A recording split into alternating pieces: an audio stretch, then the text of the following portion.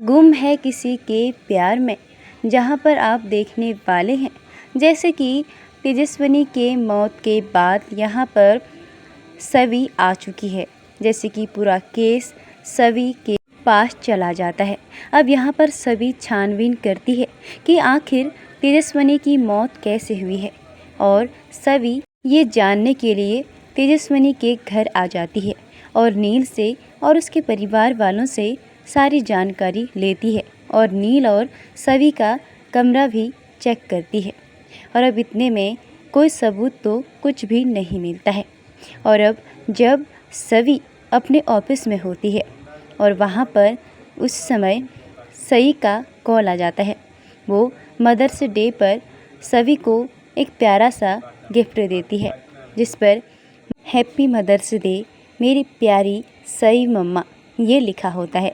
ये सब देखकर सभी काफ़ी खुश हो जाती है।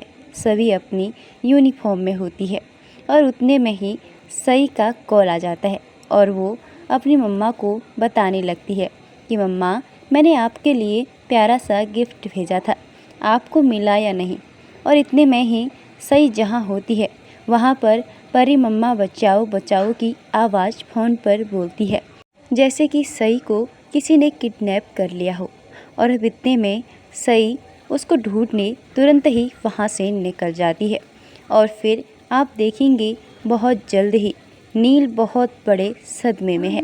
नील को समझ नहीं आ रहा है कि आखिर तेजस्विनी ऐसे उसकी लाइफ से तुरंत ही क्यों चले गई, वो भी हमेशा हमेशा के लिए।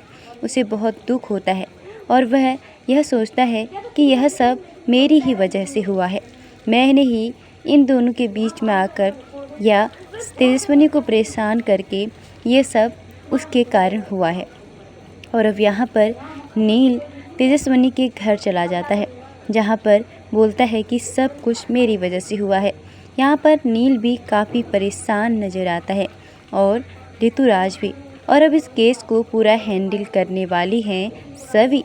और अब आप देखेंगे आगे का एपिसोड काफ़ी मज़ेदार होने वाला है, जहाँ पर आप देखेंगे सभी के पास्ट से और भी कई सारी जानकारियाँ आपको जानने को मिलेंगी, जहाँ पर अंतिम समय पर आखिर क्या हुआ था